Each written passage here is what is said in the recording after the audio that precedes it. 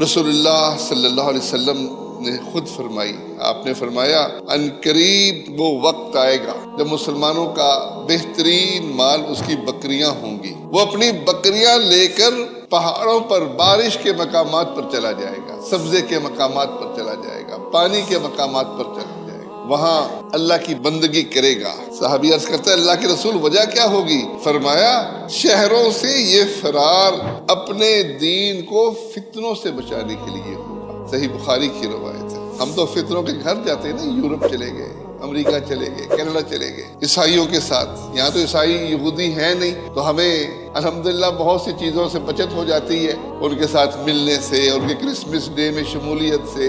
وہاں جا کر تو غربت ہوتی ہے ان کی، اور غربت کی وجہ سے پھر بہت سے غلط کاموں میں ملوث ہوتے ہیں۔ دیکھا ہے لوگ شراب پیتے ہیں وہاں جا کر، جھٹکے کا گوشت کھانا پڑتا ہے، جی گوشت نہیں ملتا کیا کریں۔ وہاں جا کر اپنے ایمان میں اتنے کمزور ہو جاتے ہیں کہ کوئی سروے ہوا ہے اور اس میں معلوم یہ ہوا ہے کہ 80% لوگ 3 نسلوں میں کافر ہو جاتے ہیں، ملحد ہو جاتے ہیں۔ اب آپ سوچ لیں، ہم تو فتنوں کے گھروں میں جانے والے، ہم دجال سے بھاگ کر پہاڑوں پہ چڑھنے والے ہیں، اتنا ایمان ہے ہمارا؟